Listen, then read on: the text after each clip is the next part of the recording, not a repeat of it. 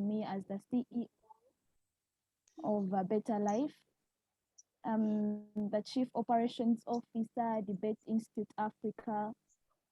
Well, by temperament, I'm choleric and melancholy, and I'm just a passionate debater. Yeah. Thanks very much for that brief introduction. In the same brief spirit, we shall have Ms. Nantongo Sarah Kabanda just give us a brief introduction, and we shall then kick off our discussion for today.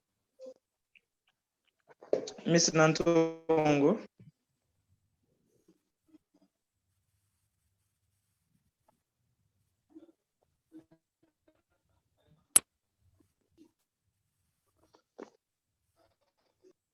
Ms. Nantongo Sarah.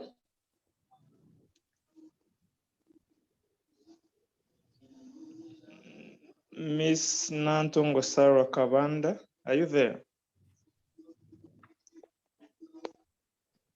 Yes, I'm there. Please, in a very, very, very brief spirit, give us an introduction of yourself. Not more than 2 minutes, please.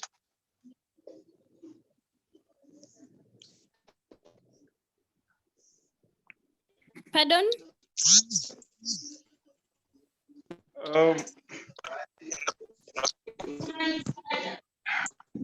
Miss Nantongo Sarah, briefly introduce yourself and we kick off the discussion.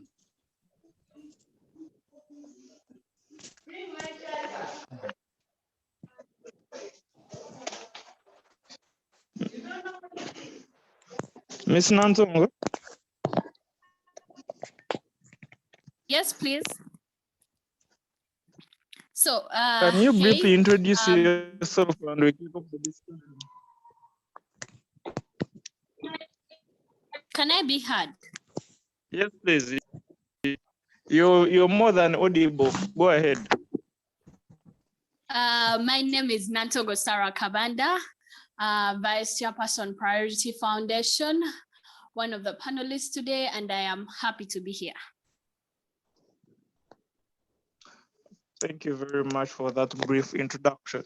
In the House, we have the Debate Institute president or founder, Mr. Tahinduka Joseph. Allow me to recognize his presence today. Still on the panel today, we had Mr. Ocheng Joseph. I think he's not yet with us.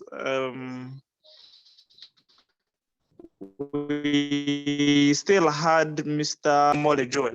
So time for them when they join us, but because of the interest of time, we shall have to kick off our discussion. In early July, President Joe Biden informed the American people of the coming of drawdown of US forces from Afghanistan. We are talking about 20 years of occupation. The evacuation would be secure and orderly, he said. He went on to say that the likelihood there's going to be Taliban overrunning everything and owning the whole country is highly unlikely. Little more than a month later, President Biden has been proven wrong on all accounts. To put this conversation today into perspective, we are having Ms. Ayebari Denise, Ms. Nantongo Sarah Kabanda, and we shall later on be joined by Mr. Ocheng Joseph. So in this meantime, in the time when the USA and other countries are the logistical nightmare of evacuating thousands, of people, the question rings on in our heads, where did America go wrong? I will begin with Ms. Nantongo Sarah Kabanda.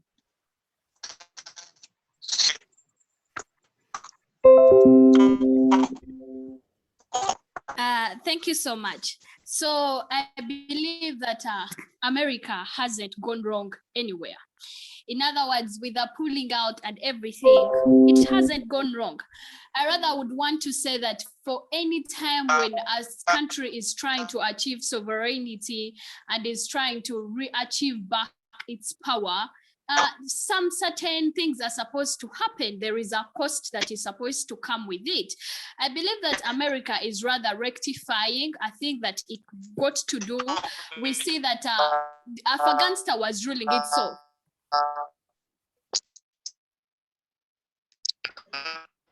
Mr. Onyango, please mute your microphones. Please let us mute our microphones. Ms. Nantongo, please, our panelists, feel free to continue with your submission. Yes, I was saying I rather believe America has done a good move by rectifying one of the mistakes it did past. We saw that Afghanistan before, after 1996, it had assumed back its sovereignty from Russia, and it was ruling itself up until 2001 when Americans forcefully occupied Afghanistan and, restored puppet governments. But by pulling out and with the negotiations they have had coming all the way from Trump, when President Trump was still in power, that's when the negotiations between the Taliban and the Americans started. With the negotiations they had and peacefully pulled away to allow this country to reassume back its sovereignty, to re-rule itself back. Because we see between 1996 and 2001, the Taliban were properly handling their government. And up to until when Americans claimed they are the ones that had bombed the Twin Towers.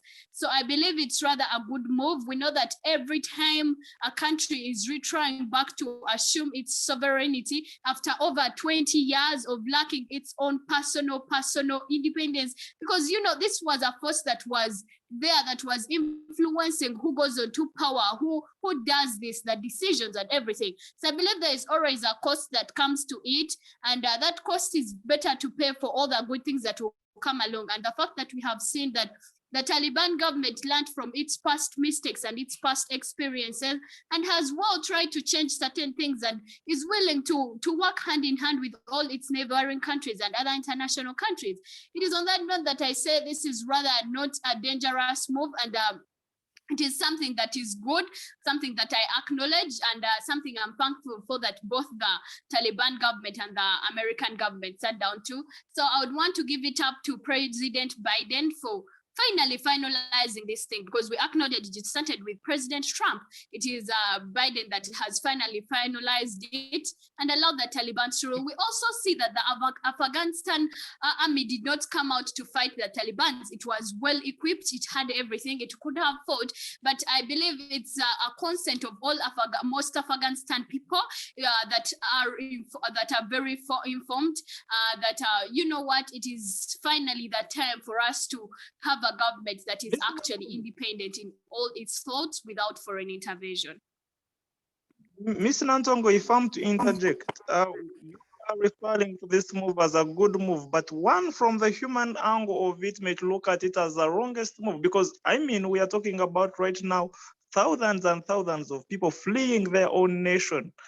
Thousands and thousands of people henceforth will be carrying the title of a refugee simply because they were collaborating with these Americans in the name of keeping their country safe. Speak to that. Yes, thank you so much. Yes, about the thousands and thousands of people fleeing, well, we all make informed choices. There are very many people that flee from a country like Uganda that we could say that is very peaceful. So when a country is trying to assume power, there are very many stereotypes and misunderstandings that go on between people. We know that people love spreading wrong rumors that are not justified and have no simple ending to them. So you cannot blame a human being because they were according to the knowledge they have. So we see that thousands of people are leaving the country, but there are those many that have also stayed. It's just that the TV stations and the media always choose to focus on a story that will sell more. There are very many people that have actually stayed in this country, and we could say that from when the Taliban actually assumed power, we can say that there is no fighting that has happened. First of all, when they went to Kabul to assume power, they did not, no gunshot, no single bullet was exchanged. This clearly shows that people are making an informed choice, and we know that sometimes people can use any little excuse for them to escape from their country in purposes of looking for greener pastures, where we also know sometimes where they go to look for them them they are not there, but still it doesn't refuse them from escaping their own country. So I believe people are making an informed choice, or sometimes a choice that is influenced by a lot of stereotypes that go on, scary, and sometimes personal interest, and sometimes just to sell. So it is on that note that I believe that, hey, this is still a good reason. Thank you very much for that submission. I'm being informed that one of our panelists, Mr. Ocheng Joseph, is in the house. I will accord him time when he's beginning his submission to introduce himself. I am bringing in the news on this. In the time when the US and so many other countries, like we have talked about, are working through the logistical nightmare of evacuating thousands of people from Afghanistan, this question keeps on ringing in our heads. Where did America go wrong in your own perspective? Mr. Avery, please. Well, so thank you so much. I think that question is actually subjective. It depends on two sides. One is it in the best interest of the US? And secondly, is it in the best interest of the Afghanistans and the many people who are dying, right? So when you look at it in the perspective of the US, you're going to see it is in the best interest of the actor. But when we derive deep into the side of Afghanistan, then this would be the worst nightmare for actually the US to withdraw out of Afghan, right? So going on, I think that it is in the best interest of the actor. The US did not go any wrong if you look at it from its own perspective. This is the thing.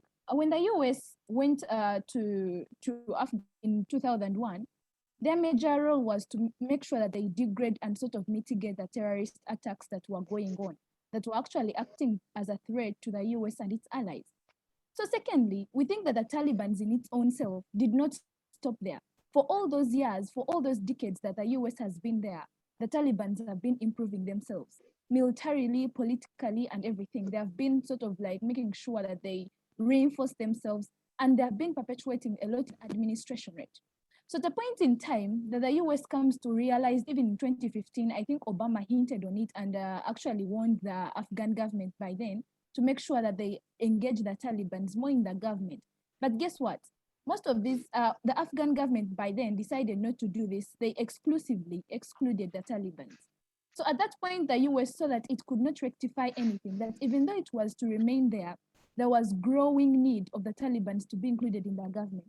At a point in time that even the US was using one of its left-wing armies to make sure that they mitigate this, and they were losing lots of life, whereby they are having other problems to deal with in countries such as Syria, the aggressive Russia, China, those strategic flows that are existing, then that is the time we think it is in the best interest of the US to withdraw.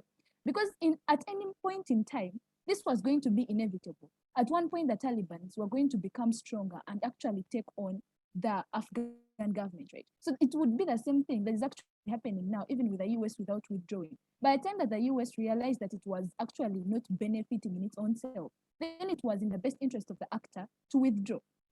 But then going on, we think that even though what to say the US did not do much, I think late in July, they sort of signed, I think September last year, they signed a treaty with the Taliban Doha Agreement to make sure that the al-Qaeda do not attack any of this.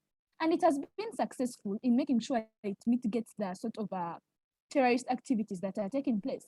When you're to compare the terrorist activities that are taking place in Afghan compared to Somalia or Mali, where the al-Shabaab are becoming stronger day in day, then we think that the US has actually achieved its policy or its end goal in Afghan. But then we think ought to note that one thing is that the US remaining in Afghan, even after perpetuating its activities for the past 2 decades, it wouldn't stop the Taliban. It was just slowing down the Taliban. Their military and political gains were not being reversed. What was happening is that what US was still doing was just to pray and maybe move on and stay there, just praying, because they couldn't reverse this. They were just slowing them down. At any point in time, the Taliban were still going to do this. So, Mr. Liz, yes. you seem to say that America wasn't there for any other purpose apart from achieving their own aim. We are talking about another country, and the Taliban arrive at a time when human rights violations are. There is a global village where everyone ought to start thinking about the other. So my question is the coming of the Taliban the right call right now? Me and you, we know that the human rights violation with the Taliban, do we think that they have learned anything from the past? Are we going to see any change? Sure. Okay, so that is the point I was coming to. I was still showing you how it is in the best interest actually of the US to withdraw. So, but also secondly, I'm making an analysis to show you that in any way, this was going to be inevitable. I think in its own way, US withdrawing in a century where we are in a world where we want the minorities to be catered for, where we are in a more liberal society, then we think that the sovereignty of a nation is key for us to protect, right? So the point that they decide not to nation build and decide to withdraw at a point where most of the Afghanistans need them, then that is where they went wrong. What I mean is that, notice that the Taliban have continued to object the point of elections, that even when they're existing in Afghanistan, these people will not have like their right of self-determination. The Taliban have decided to go like, let me say, on analogy, they're doing it like the Iran-like model.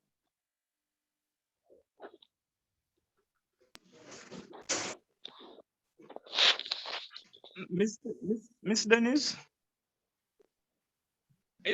Are you ready, Denise? Denise? Where the Taliban, where that they are going to be ruling over other political and administrative structures. So the Taliban in its own self, making sure that they denounce sort of these elections, then it becomes so problematic on the side of the Afghanistans, meaning that they have no right of self-determination. But secondly, they do not have any mechanisms to oust this government. Thirdly, they cannot hold them accountable. So what it looks like is that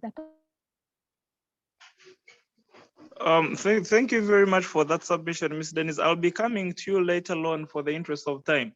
Mr. Ochang Joseph, Mr. Ochang Joseph, are you there? Yes, I'm over here. I'm sorry I had network problems. I couldn't get anything at all, but I've just worked on it. Yeah, I'm over here. Thank you. It's very okay, my brother. So the first two panelists have simply agreed that it was the right move for the US to pull out of Afghanistan. Now, I want you to speak to this and also go ahead and shed more light on this. We are talking about 20 years.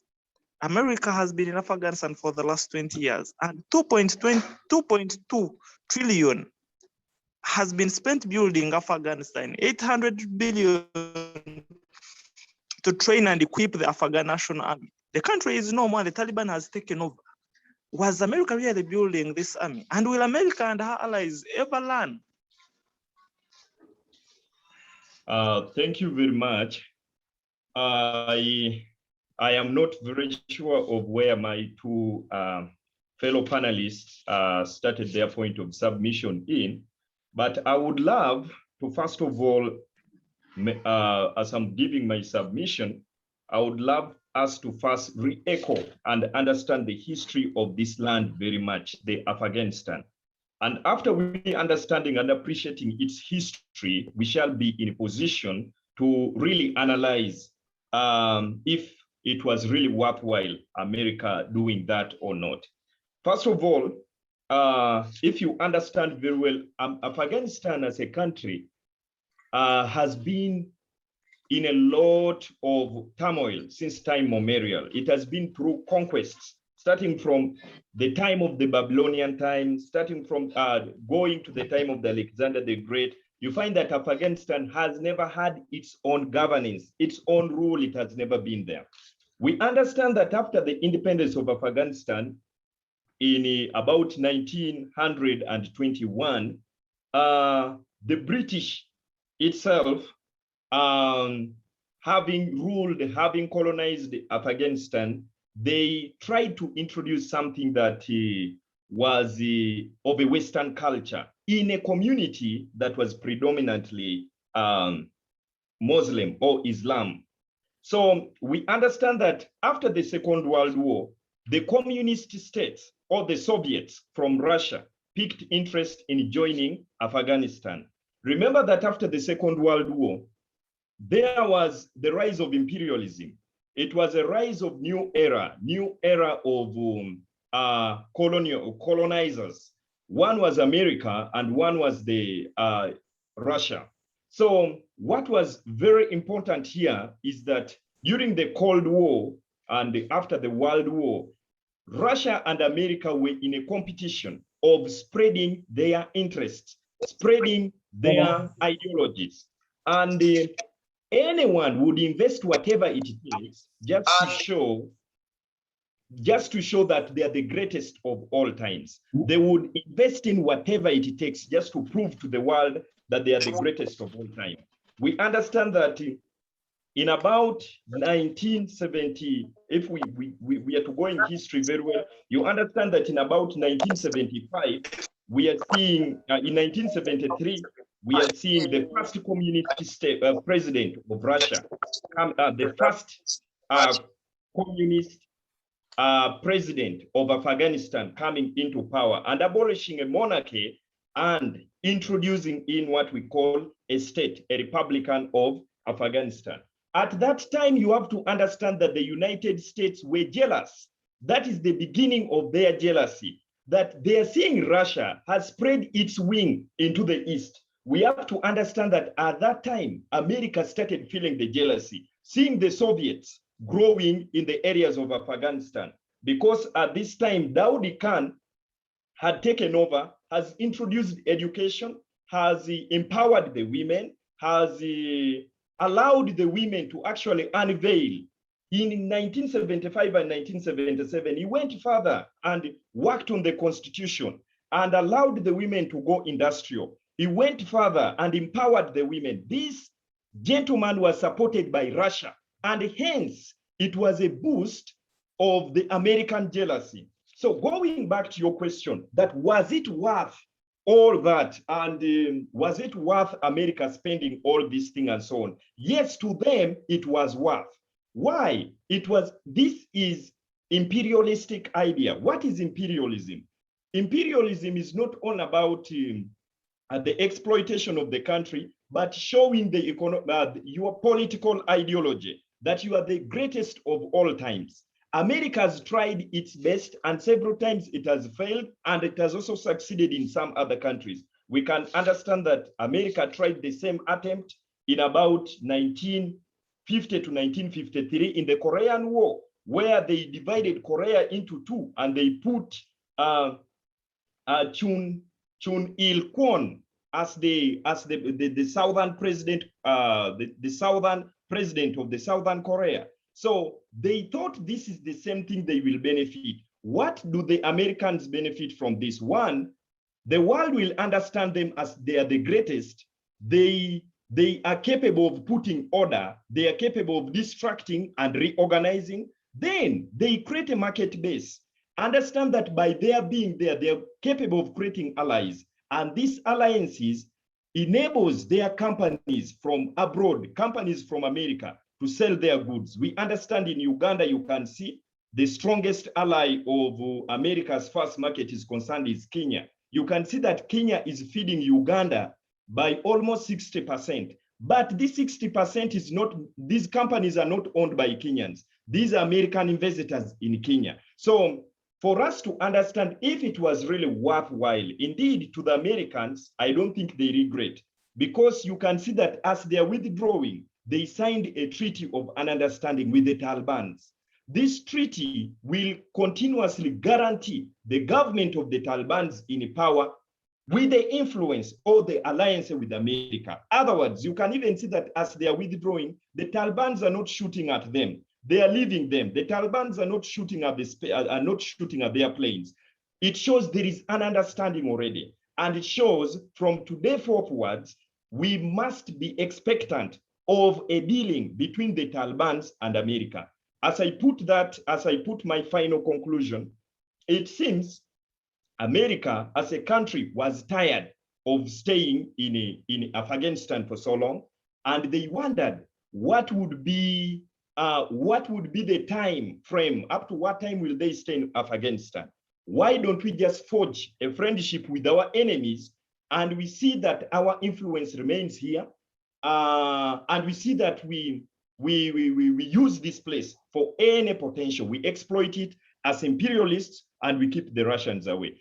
Believe me, you'll soon understand that the Taliban's bad as they are, you'll understand that very soon they'll start dealing with America in one way or the other, because Americans are very good at showing publicly that they are the masters of human rights, but underground, sometimes they also play dirty. Thank you very much.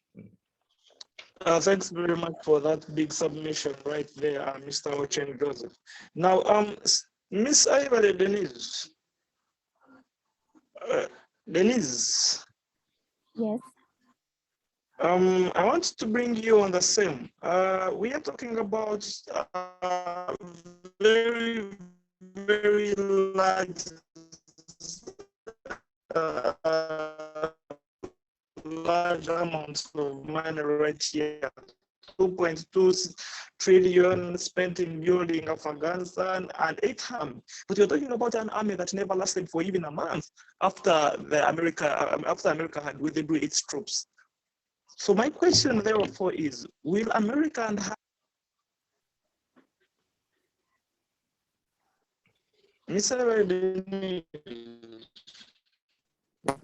I think you're a little bit breaking. I don't know if it's on my side, but I didn't get the last parts of your words.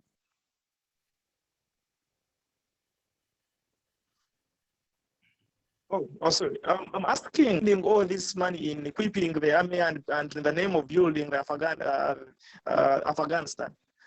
And we're talking about 2.2 trillion here. We're talking about 800 billion in equipping the army, and one would be wondering why, after spending all this amount of money, the Afghanistan army couldn't even last for a month without the American troops. Was this worthwhile? Well, I think just like Joseph said, the US would never invest where it is not gaining. We need to go to the history of how Afghanistan looks like on the mineral side of it. Afghanistan is one of the countries that actually has a lot of minerals. Let's say they vary from gold, going to other minerals such as aluminum, right? So the point that they invested in this, then at a point in that time, that is where they were also benefiting from the mineral resources that exist in Afghanistan. So the point in time that they were doing a trade-off, then we think that it was not worth it on the side of Afghanistan, right? So the thing is this, like I said, the Taliban have been equipping themselves militarily and politically. So the point in time that the US decides to withdraw and the Afghanistan army cannot stand against them, that means that this could not stop the Taliban even when the US were existing, right? Because the US, even when they had the biggest number of troops in Afghan in 2016, that was around 100,000 soldiers. They were not able to stop the Taliban, like the Taliban growing forces. So in any time that these people, they were investing in them, then it was sort of like a win-gain situation for the US. They were getting the minerals, they were investing in the army at any point, but they did not really do much in nation building. If they had done something like nation building and allowed the Afghan to make sure that they incorporate the Taliban in the government, then we wouldn't be having this sort of discussion right now. By a point in time that they decided to take the Afghans back in time and not carry on nation building and make sure that these Taliban are inclusive in the government, then that is when they gave them the leeway to continue doing this. So on the point of this whole investment, it was a win-win situation, or it is like a trade-off for the US. It gains, then it also invests what it is gaining. We all know that the US is capitalistic in nature. It cannot invest where it is not gaining. That is the truth. Just like what happens in other countries like it does. So I think that also this money they would want to account for or anything, they also benefited from Afghanistan. Yeah.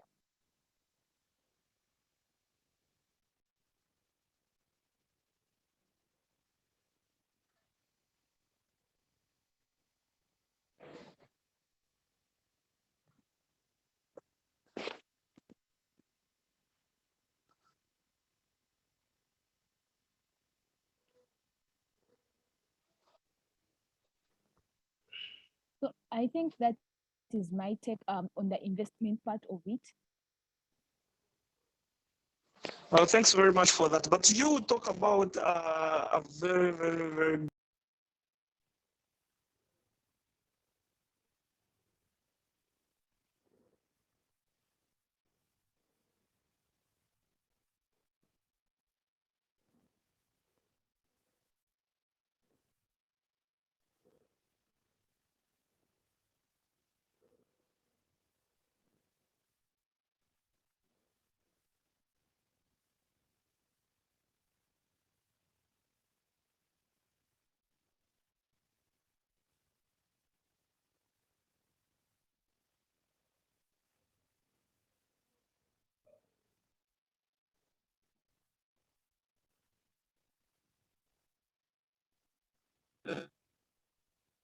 Is it only me or?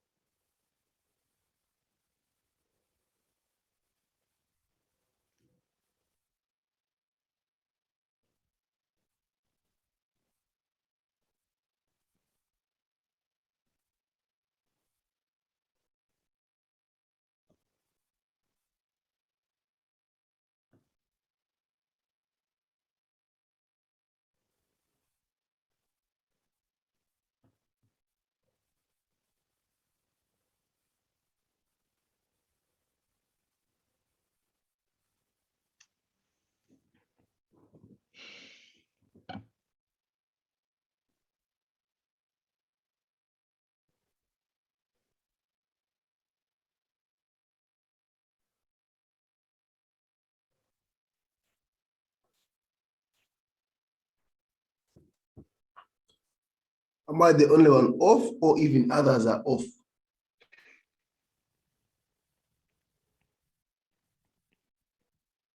I think we lost him. Oh, sorry. I just feel there's a big network problem. Yeah, And that's the problem of Uganda, of course. You know, my brother, for you are in Russia, so you're enjoying good time over there. Yeah, anyway, since he's off, let me first of all pass something. You are talking about, I think it's back. You are talking about Afghanistan and the US. First of all, you need to know. First, wait a little bit. One of the hosts is trying to speak. He requests you hear him out. Sorry. I'm sorry for that.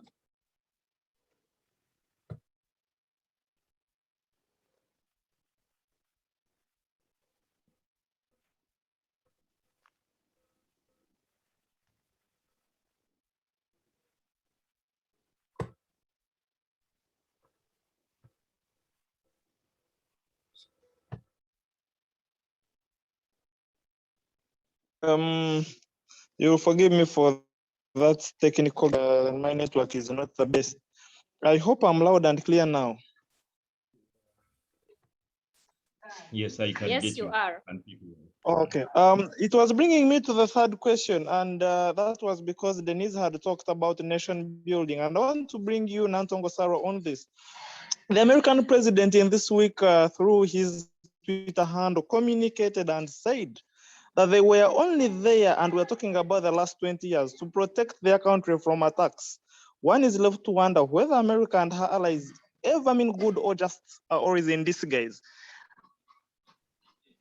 And I want you to speak to that. We have seen America in many countries, but most often we are always left wondering whether they were actually there in the name, like they always say, human rights, protection of democracy.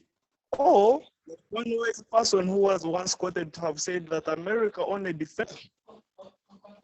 Nantongo Sarah? Yes. Am I loud and clear? Yes, you are. Yes, you are. First of all, the president did not lie. Someone asked us to look at the major reason why America went into Afghanistan in the first place. Well, we do remember the famous September 2001 incident where America claims that Osama bin Laden, ruling the Taliban government by then in Afghanistan, bombed their twin towers. So they asked the Taliban to produce Osama bin Laden or else they overthrow the government, which the Taliban obviously wouldn't hand over their leader.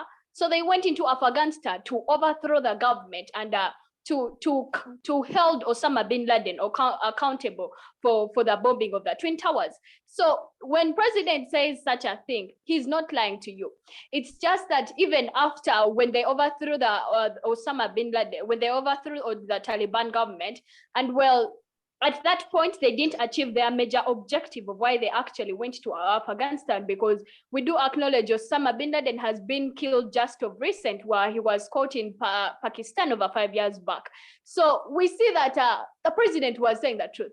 They always sugarcoat, America always sugarcoats sometimes its presence in areas by saying it has gone to fight for women's rights and all these other things. But here, the major reason why it came to Afghanistan was to overthrow the government. Well, it kept on staying there by obviously putting an occupational force and going ahead to put all these puppet regimes that have been, we have seen constant overthrows of these puppet regimes that have been in Afghanistan, which also shows you that America wasn't there to actually stabilize this country. For it was there for its other interests. So when president says such a thing, maybe he's shielding and he's obviously covering up the other interests, why the other things, the advantages that came with them actually ruling Taliban and having a lot of influence there. But he doesn't lie, because their major objective, they went there after the bombing of the Twin Towers, and they claimed that the Taliban were having a lot of attacks on them, and they went to protect themselves, to hold them accountable and to make sure they never be attacked. Thank you very much for that submission. And Mr. Ocheng Joseph. Yes, Mr. Ocheng Joseph.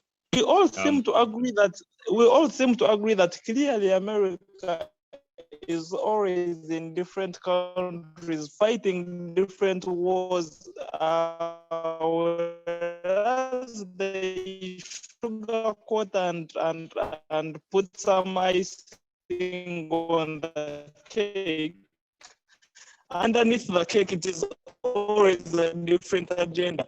What could be some of these interests that we all seem to agree that America always comes for its interests? You are a researcher. You are a very informed man when it comes to the political environment. As a historian, what do you think are some of the interests that America is always trying to push? Thank you very much, Mr. Moderator. Yeah, you getting me? Yes, yes, I am.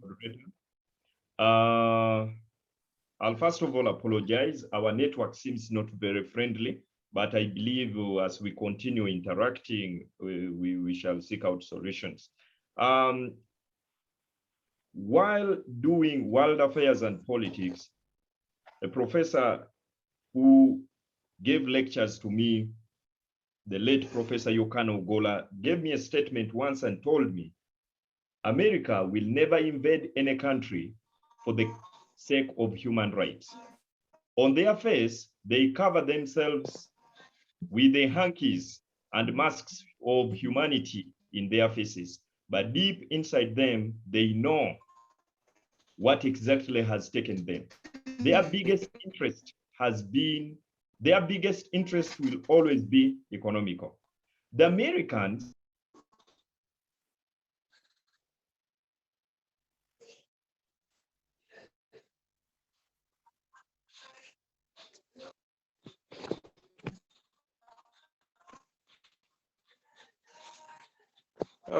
We seem to have lost Mr. Cheng to network. Mr. Cheng? Are you getting me? Are you getting me now? Mr. Joseph? Yes, yes. Are you getting me? Are you getting me? Yes, Cheng, we can get you. I'm getting Cheng, we can you, get sir. you clear. Yes, I'm getting you. You can go ahead with the submission. So Yeah. I was telling you that just like Kwame Nkrumah once gave to the Africans that there is a new form of colonialism that is coming. That statement did not mean it is only in Africa, but it will be in all parts of the world which were once colonized. This includes the Middle East up to India and everywhere. Remember, America did not participate in colonization. So they felt the countries that participated in the colonization benefited a lot in terms of minerals and so on. But remember right now, just like I insisted and I told you, what would be the reason or part of the reasons as to why they tell a person the British came to Africa? They will always say they came to stop slave trade. They will always tell you they came to teach us about the God we didn't know. They came to stop useless behaviors that were happening in Africa, for example, human sacrifice. That will be how they cover their eyes. So it's the same reason. It's the same thing the Americans will give, that we are going to Afghanistan to help the women go to school. We are going over there to, but deep inside them, there lies economical interest. And the biggest interest right now is on market. And you have to also understand that if we are to look at the market, we are not looking at only goods to be consumed. America also creates wars. You have to understand that even the Taliban itself, if you are to understand very well that in 1994, the Taliban means the Taliban were young boys. Actually, these were young men, young politicians whom America themselves trained, and actually funded them when they were in Pakistan. So the school where most of these Talibans came from in Pakistan were actually American founded. And you have to know that Pakistan has been American ally for quite a long period of time. So America itself sometimes fuels war. It funds war. After funding the war, they create markets for their guns. You'll ask yourself a question: where do the Taliban get the powerful military ammunition for running all these things? It's not from Britain.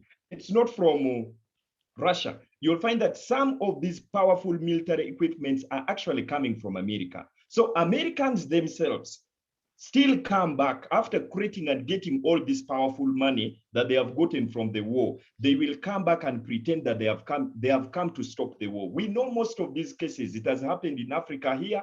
For example, if you remember the war in Mozambique, the war in Angola, the Americans themselves funded Jonas Savimbi. Then America itself comes back to say they are coming to stabilize Angola. So it's the same case. These military ammunitions are bought in exchange of minerals. They are bought in exchange of lots of money, and America benefits from all these things. So it is always economical. And I want to make that point very clear. America will never go for war in areas where they don't benefit. They will always go for war when they have calculated how exactly they are benefiting and how they are going to cover the eyes of the public. Thank you. Thanks very much, Ocheng, for that. But still, before you leave, one is now left to wonder, in a world where we look at America as the beacon of hope, we look at America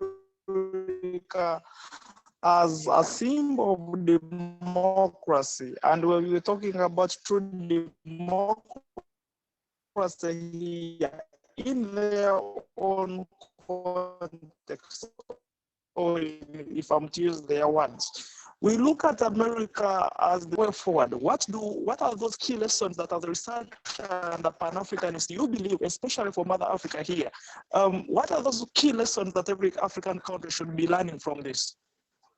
What is very powerful is that African countries must accept and acknowledge that they are independent.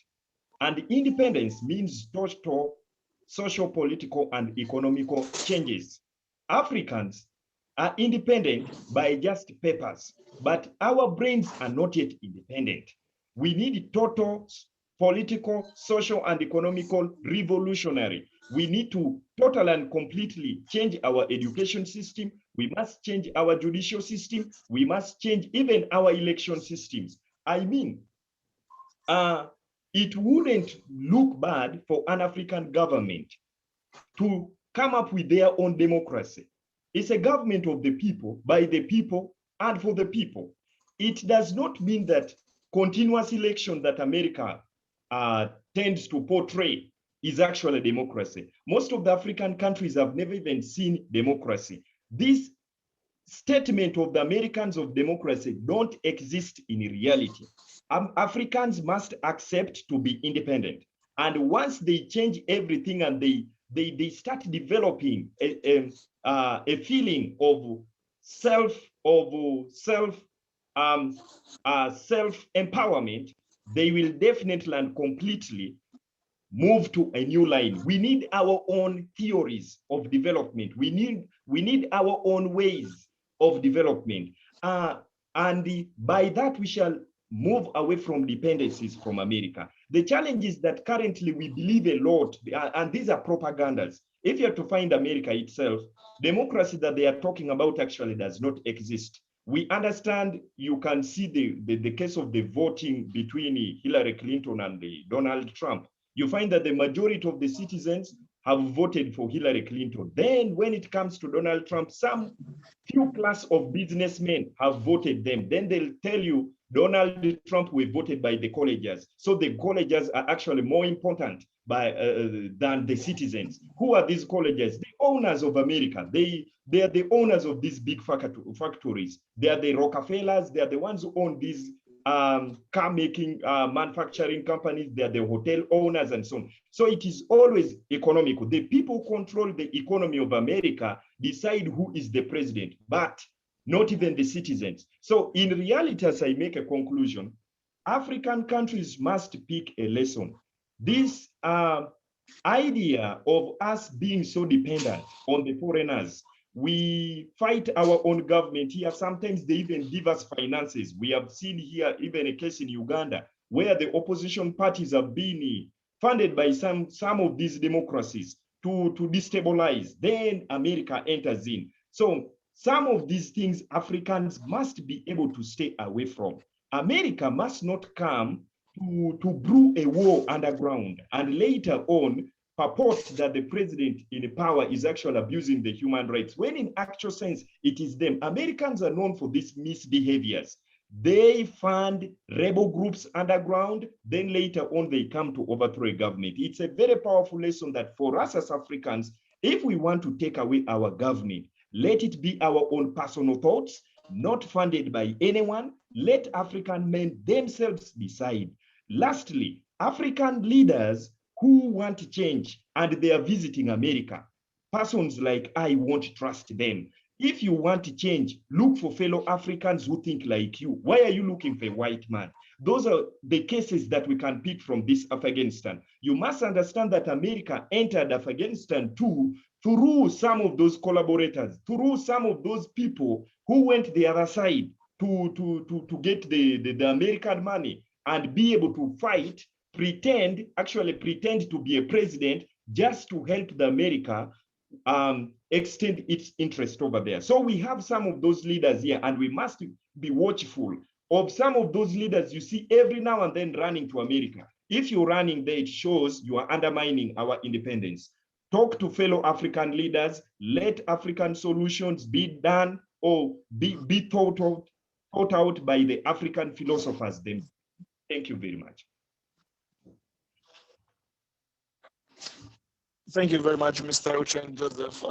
We thank you for that. And you raised very, very important, very important key words there. And I think you, in your submission, what I get is that you are appealing and you're submitting to us that we ought to start looking at how do we decolonize the lesson and the idea that Mputu Wationgo has been calling decolonizing the mind. At this point, I will, as we are concluding, of course, because of the interest of time, this session was supposed to be for 1 hour, but because of the great submissions and the different technical glitches we have been getting here and here, I think we shall go for past 5 minutes past. So, Miss Ayabale Denise, Miss Denise. Yes, please. In not very many words, I want you to give us what are the key lessons that other countries and especially other African countries should be taking away from this situation? Okay, so on that level, what I could get as advice is that one thing is that neocolonialism has been perpetuated in African countries. And at a point in time that even the US is actually participating because of its imperialistic nature, then it is a point in time that African countries stood up and pursued the more pan-Africanistic way of doing things. How our forefathers did it. The Kwame Nkrumahs, you talk about people like what they were advocating for, the Kofi Annans, what they were advocating for, Africa to be Africa and Europe to be for the Europeans. So the point in time that we realized that just like Mr. Joseph talked about it, we need to eradicate the mental colonialism that is existing. And then that when we do that, that is when we go more to the pan-Africanistic way of doing things, and we are able to move away from the shackles, because it is the reality that they are never interested in nation building. Just take a case scenario at how Libya is doing. So that just gives us a whole insight to make sure that everything goes back to pan-Africanism and try to fight the wave of globalization and do our things the African way and let Europe be Europe. Thank you.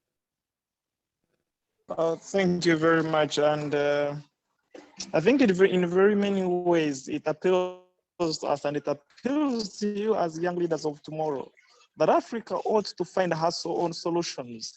This whole idea, like Mr. Joseph put it right, of us looking at America as the beacon of hope, I think has lost meaning. Ms. Nantongo Sarah, as we conclude, what are the key lessons that we should be taking away for you? And I want you to speak exactly to Africa, because we are Africans and we ought to learn as Africa from whichever situation that happens globally. So as speaking to Africans, thank you, Mr. Regan. I have 3 lessons that I believe should be takeaways from them.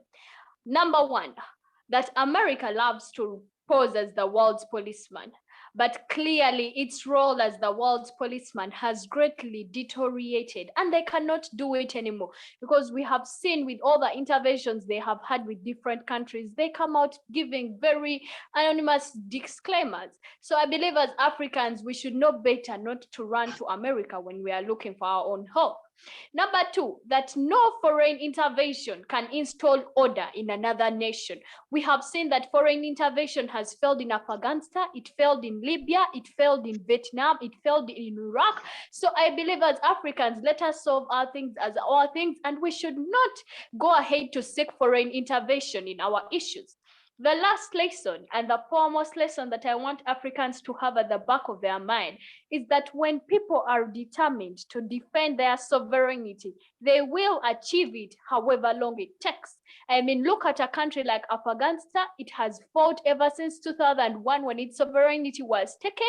20 years down the road, it has finally achieved it. So as Africa, if you ever lose your sovereignty to anyone, please take on the fight, because no matter how long it is, you will surely gain it at the end of the day. So with that, I believe those are three great lessons that Africa should always keep at the back of their mind and always work onto them. Thank you. Thank you very, very much for that submission. I want to take this time to we would have got a session where the audience can ask questions to different panelists, but this session today was strictly a 1 hour session, and it was a 1 hour session because among our panelists we have people who had other programs, but then because of the wisdom they carry on their shoulders, we couldn't let the time pass. So we said, and we agreed with them that the session would be strictly for 1 hour, and thereafter they can always run their errand. So we shall work on that, and next time we shall be able to have questions coming in from the audience. But as of today, we shall not have that session because of the time. Allow me to thank the panelists today, Ms. Yevari Denise, Ms. Nantongo Sarah, and Mr. Ocheng Joseph for the great submissions and the good research they have done. From me, the moderator, my name is Mainda Regan. I'm a youth rights activist, and I was happy and very proud to have moderated the session today. But I think Mr. Joseph has made what I will also use as my closing remark, that Africa needs to decolonize her mind. The African person needs to decolonize her mind. And Africa needs to look at an Africa that works for itself. That means we need to generate our own solutions and stop looking at any foreign person, for there is no foreign person that loves your land more than you yourself. At this point in time, allow me invite Mr. Joseph Tahinduka, the CEO of Debate Institute Africa, to give us a brief about the Rangers Roundtable, what it is all about, and then thereafter he'll give us his closing remarks. Until next weekend, Mr. Joseph can take over for now. Joseph? Hey, Joseph Tahinduka. Hello. Thank you very much, moderator. This has been a very great Joseph, one. Can you hear me? Yes, I can get you. I don't know if you're getting me. Yes, I'm hearing you. Yes, yes. All right. Thank you so much, ladies and gentlemen. It has been the honor of my evening to host the wonderful guests on the Rangers Roundtable. Debate Institute Africa, for those who are visiting, is a youth-led Pan-African organization that seeks to nurture the pillars of the African dream. We have a conviction that Africa's wealth is not in Katanga or in a beautiful gold mines in Zimbabwe or anywhere. It is in our young I people. want you to do my WhatsApp and then you call me back. That's why we take a lot of time to ensure that we can engage them. We all know of institutions like the Brookings Institution, like the Chatham House in the United Kingdom. We intend to ensure that anyone who belongs to Debate Institute Africa can become an opinion leader in their society. That's why programs of the like Rangers Roundtable always form. They carry two aspirations. One We invite people who have made it at a young age, and we ask them how they have done it. So we've hosted quite a number of people in the past. Secondly, we host topical conversations on a number of issues. The second topical conversation we're having. The first one was on racism. If you people remember the scenario where a Black woman was, stepping on a white lady for calling her a monkey. We had a session on it and on what would be the next step for Africa. Now, this conversation on the Afghanistan crisis definitely has been a timely one, and we're going to continue having more of these in the future and ensure that we can transition young people from not just being young people, but to being young, vibrant, global citizens. That is key, because as young people, we are not the future leaders. We are leading now. I read a quote from Greta Thunberg, and today I think it was on a friend that she was saying that, look, this is the kind of world our elders are leaving us. We either step up or we will be doomed by the time we actually have maximum responsibility. So I implore each one of you to understand that what is happening in Afghanistan can affect you. For example, refugees are coming to our door. We didn't think it would affect us, but it is going to affect us. What the US does in Washington or New York, or what happens in Geneva affects someone as deep as Rusape in Zimbabwe, or at the coast, at some deep coast in Kenya.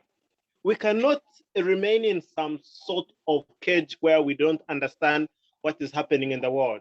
So the Rangers Roundtable will be more like the great panel discussions that happen at the BBC debates, that conversation in the Chatham House, conversations in the Brookings Institution. And that's where we're seeing it going, to become the institution where people come to us for opinions and ideas, where if people want to have expert analysis on what is going on around the world, they come to us. Regan, my senior Ochengo Chen, if you remember me, I am one of those young kids you used to see at Chambogo University when you were a guild president. You really inspired us. Ayabari Denise, the former president of the Rangers Union and CEO of DIA, Sarah Kavanda, a formidable ranger who runs the projects of the Rangers Women Safe Space. We are so humbled to have hosted you, and we look forward to working with you even better. A good evening. Oh, thank you very much. Thank you very much. It has been brilliant and awesome. Yes. I feel like being here more and more again. It's just time that is limiting us, but the brain is there. Okay, thank you very much, members. Our host for today has been Mr. Cole, and Rini. He shall be coming in once in a while. I'll be chipping in to moderate different panels together with my young brother. It is always good having a senior on board, Mr. Ocheng Joseph. We are really glad and honored to have hosted you today. And for Miss Ivory Denise Sarah, the future is bright. We hope for the best. We shall be able. Thank you very much.